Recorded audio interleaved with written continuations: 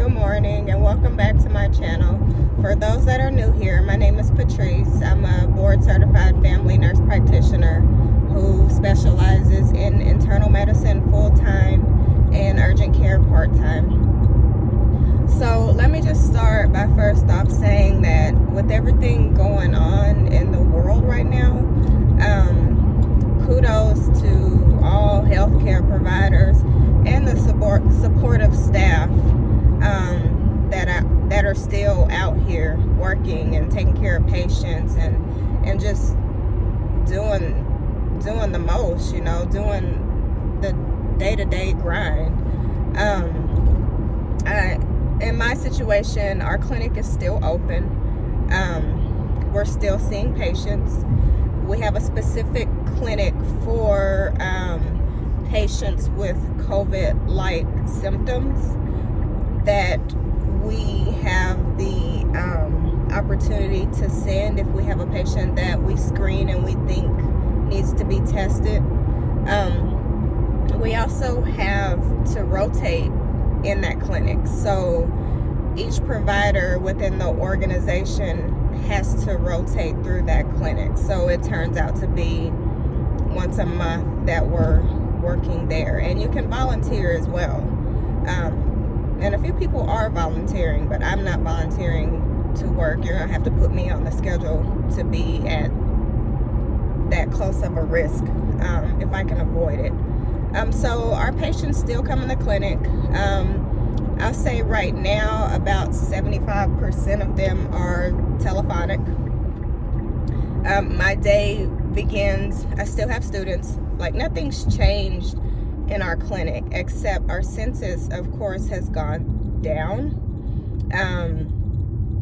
I still have my students coming. I still see patients. In our clinic we've had most of our support staff is furloughed,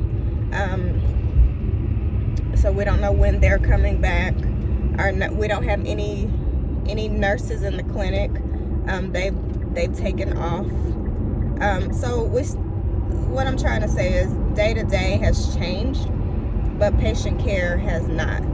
So like I said, my day begins the same. My MA screens my patients for both telephonic, and we do video as well, or in person. The process hasn't changed, except everybody's a little bit more cautious. So we're having to wear a mask with every patient, gloves with every patient, gowns, gloves, and masks for those with the respiratory symptoms. But as far as telephonically, it's been working out pretty well. So like I was getting at, my MA, she calls the patient and she does the screening process that she would do in the clinic over the phone, except the only difference is, of course, we don't get any vital signs. And then we're doing the entire depression screen on every patient. We used to just do the condensed one, but now on every patient we're doing the entire form because, of course, with everything that's going on, most patients, or most of my patients rather, depression is up, anxiety is up. I work with high-risk population anyway, so there's a lot of education, a lot of barriers for these patients. So for instance, I have patients who are afraid to come in the clinic and they can't do a telephone appointment because they can't afford to pay their phone bill. So there's no way to reach out to these patients. Use your signal. Jesus. Anyway, there's no way to reach out to these patients. And then with my demographic, it's very difficult to do video conferences because one, some of them don't have smartphones, and two, the ones that have smartphones don't even know how to use them. So I haven't been able to utilize the video very much. So when you're doing telephonic, like I said, the process is the same, except it is a little bit more challenging in my opinion, because when you have a patient that's in the clinic, you can kind of direct the appointment. You can kind of know when the patient doesn't understand. You can kind of read body language. I mean, it's a different environment. But on the phone, I'm doing all this education about, risk factors and how to stay safe. And on top of that, I'm still doing their routine diabetes checks and education on that, and education on mental health, and just a lot of stuff. So it's been quite difficult with some patients to actually get that feeling that you think they understand and will actually comply with what you're saying. So in that aspect, I would prefer the patient to be in the clinic. But as far as safety, of course it's safer to keep as many patients out of the clinic as possible, to keep the staff safe, to keep other patients safe, just keep everybody safe in general. So in the mornings, going back, when I walk in, like everywhere else, all of our entrances they're trying to control the flow of traffic. So we only have one way in and one way out. Everybody gets their temperature checked. Everybody gets screened for symptoms, and even the workers. And once you go through that, then the patients can sign in and workers can go to their workplace. And so that's every morning that we do that. So fortunately in my clinic, none of the workers have been sick. So that's a blessing there. But it's just a new norm. We have providers that are, let me see the best way the nicest way to put this. We have some providers that are so fearful that they're refusing to see some patients, which I completely understand.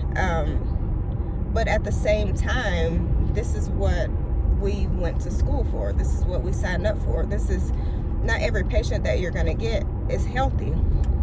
So I can understand apprehensions from providers. It's just a mess as far as that. The climate in our clinic is so tense because it's like if you say the wrong thing, then you upset somebody, and it's just crazy in the clinic. And I'm just ready for this whole thing to be over. So we've been super busy, which is why I haven't put out another video. But yeah, just the day-to-day, patient care and trying to protect ourselves and protect our patients it's been stressful, to say the least. So as far as my urgent care PRN job, since this began, I have not picked up any shifts. And that's because I don't want to increase my risk for exposure.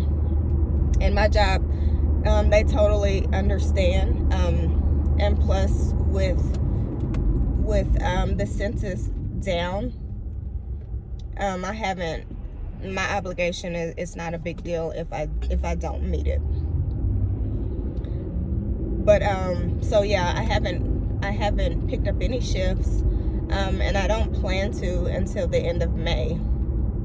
Hopefully it'll be somewhat back to normal by then.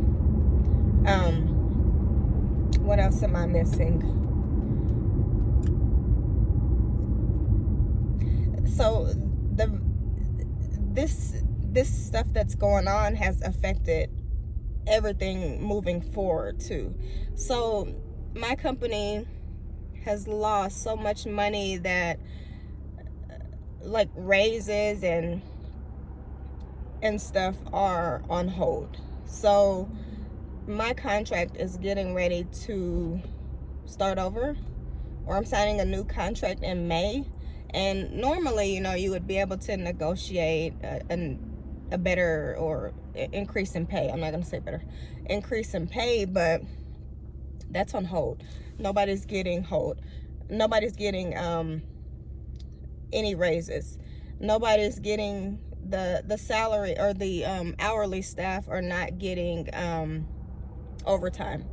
They're watching that very closely. So our budget is really tight. So my company gets grants because they are government funded. So for instance, we get grants for using telemedicine, and we get grants for, my organization has a homeless clinic, and they have moved their staff into a local homeless shelter to provide care there, and do COVID and do screening there.